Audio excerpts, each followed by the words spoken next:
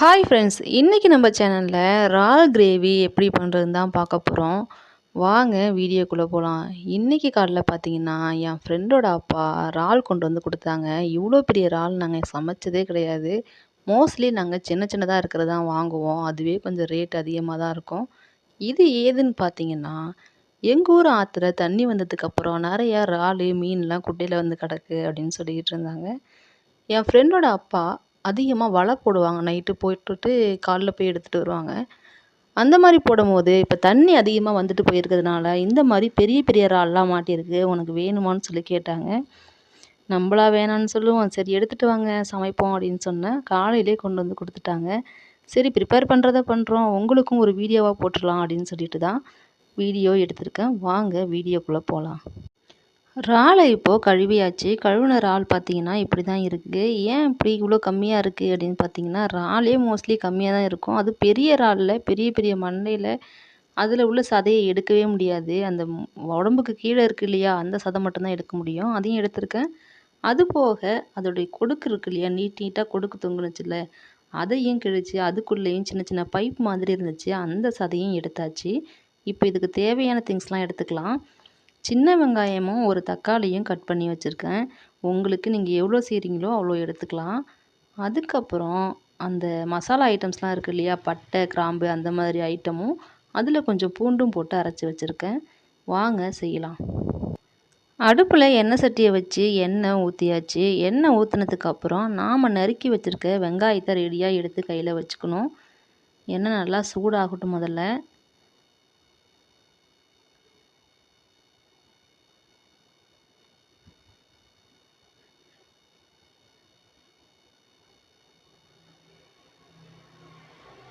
நல்லா சூடாயிட்டு இப்போ நம்ம நறுக்கி வச்சுருக்க வெங்காயத்தை போடலாம். ரொம்ப சூடாச்சுன்னா இந்த மாதிரி கையில் தெறிக்கும், பார்த்துக்கோங்க. நல்லா நான் பொடியாக நறுக்கி வச்சுருக்கேன். ரொம்ப பொடியாகவும் இல்லாமல் ரொம்ப பெருசாகவும் இல்லாமல் ஒரு மீடியம் சைஸில் கட் பண்ணி வச்சுருக்கேன். ஒரு சின்ன வெங்காயத்தை 4ஆக கட் பண்ணியிருக்கேன். நல்லா போட்டு வதக்கிக்கோங்க. சின்ன வெங்காயம் எந்த அளவுக்கு போடுறோமோ அந்த அளவுக்கு நல்லாவும் இருக்கும். எண்ணெயும் கூட ஊற்றினா நல்லா தான் இருக்கும். ஆனால் எங்களுக்கு இப்போ அவ்வளோ தேவை கிடையாது, அதனால் நாங்கள் ஊற்றலை.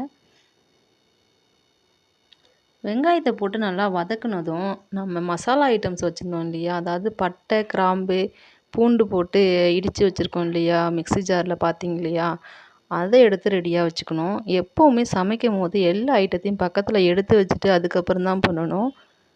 ஏன்னா எண்ணெய் அடுப்பு நெருப்பு இந்த மாதிரி இடத்துக்கிட்ட வேலை செய்யும் போது பதட்டத்தோடையும் பரபரப்பாகவும் செய்யக்கூடாது. இது என்னோடய பாலிசி. நல்லா சின்ன வெங்காயத்தை வதக்கிட்டு கொஞ்சம் செவர்ற மாதிரி வதக்கிட்டு, இப்போ நான் சொன்ன மாதிரி அந்த மசாலா ஐட்டமை எடுத்து அதில் போட்டு வதக்கணும்.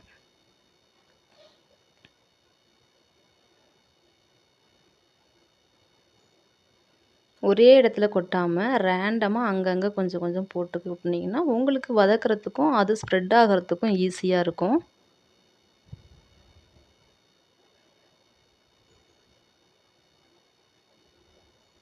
இவ்வளோ வேகமாக வதக்குறேன் பார்த்தீங்களா?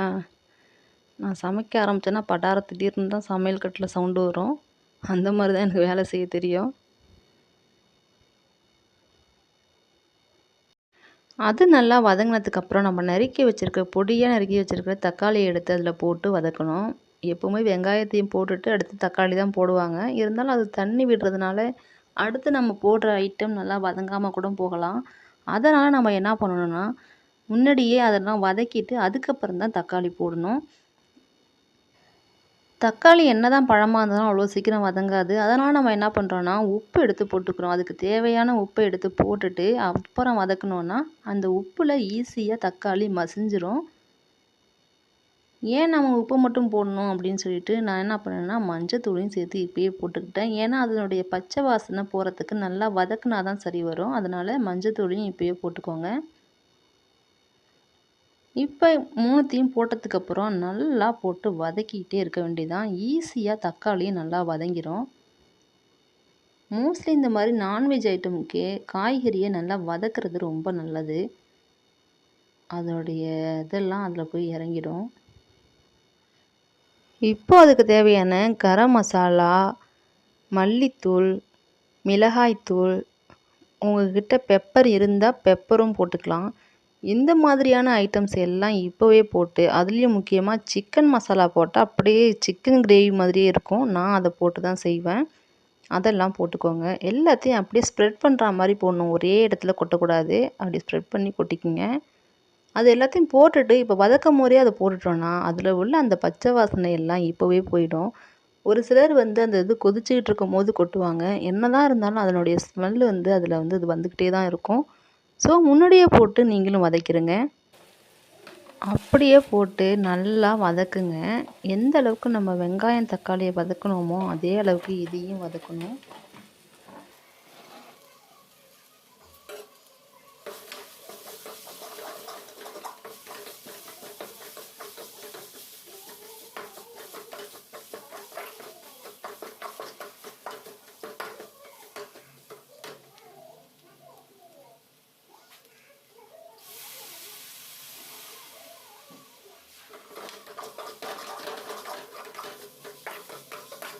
இப்போ நாம அழகா கழுவி வச்சிருக்க இறால எடுத்து இதில போடலாம்.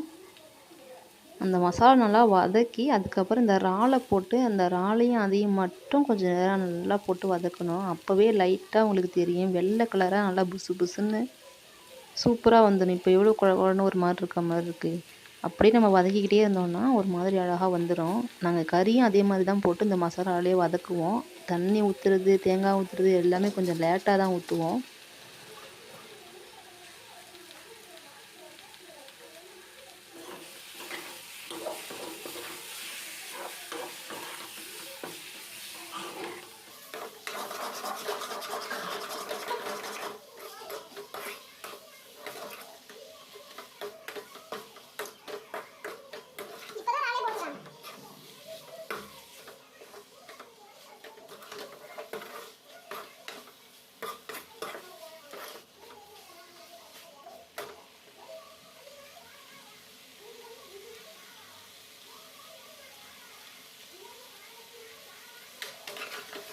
அதுக்கப்புறம் இன்னொரு விஷயம் சொல்ல மறந்துட்டேன். தேங்காய், ஜீரகம் அதெல்லாம் போட்டு அரைப்போம் இல்லையா? எப்படி வந்து கறி குழம்புக்கு அரைப்போமோ, அதே மாதிரியே அரைச்சி, அத லாஸ்ட்டா போட்டு, தேவையான அளவு தண்ணி ஊத்திக்கணும். எல்லாம் தண்ணி ஊத்திட்டு தேங்காய் போடுவாங்க நெறைய பேரு. நான் இப்படி தான் போடுவேன். அது வந்து அந்த பாத்திரத்தையும் வாஷ் பண்ணி அதில ஊத்துன மாரி இருக்கும் இல்லையா? அதுக்காக நான் இந்த மாதிரி தான் ஊத்துவேன். நீங்களும் இந்த மாரி ட்ரை பண்ணி பாருங்க. ரொம்ப நெறைய தண்ணி ஊத்திருவோம் முன்னாடியே ஊத்துனா. அதனால அதுக்கப்புறம் ஊத்துறது. அந்த மஞ்சத்தூளுக்கும், அந்த தேங்காவுக்கும் எப்படி அப்படியே மஞ்சளா இருக்கு பாருங்க. தேவையான அளவு தண்ணிய ஊத்திட்டு நல்லா வதக்க வேண்டியது தான். எல்லாத்தையும் ஊத்துனதுக்கப்புறம் இந்த மாதிரி கொதி வர வரைக்கும் நல்லா ஃபுல் ஃப்ளேமில் வச்சு கொதிக்க விடுங்க. இப்படி நல்லா இந்த பபிள்ஸ்லாம் வர ஆரம்பிச்சதுக்கப்புறம் ஹாஃப் ஃப்ளேமில் வச்சு கொஞ்சம் நேரம் நல்லா கிரேவியாக ஆகிற வரைக்கும் சுண்டட்டும். அந்த அளவுக்கு விட்டோம்னா செம்மையாக இருக்கும். டேஸ்ட்டாக இருக்கும் சாப்பிட்றதுக்கு. அப்படியே கறி குழம்பு டேஸ்ட்லேயே இருக்கும். இதுதான் ரொம்பவும் சிம்பிளா, அதாவது ரொம்ப காய்கறி இல்லாம, எல்லாமே போடாம, அதாவது என்ன ப்ராப்பரா போடணுமோ எல்லாமே போடாம ரொம்ப சிம்பிளா வைக்கணும்னா, நாங்க இப்படி தாங்க வைப்போம். நீங்களும் வச்சு பாருங்க. ரொம்பவே நல்லாயிருக்கும். இப்ப நாம மூடி எடுத்து பார்க்கலாம், எந்த அளவுக்கு கிரேவியா இருக்குன்னு. நம்ம நினச்சத விடவே நல்லா தான் வந்திருக்கு. ஒரு கருவேப்பிலை கூட போடல. ஆனா நல்லா டேஸ்ட்டா இருக்குதுங்க. எப்படி இப்படி இருக்குன்னே தெரியல. நீங்களும் உங்க வீட்ல ட்ரை பண்ணி பாருங்க. இப்படி தான் இருக்கும் final Dutch. Okay guys, thanks for watching.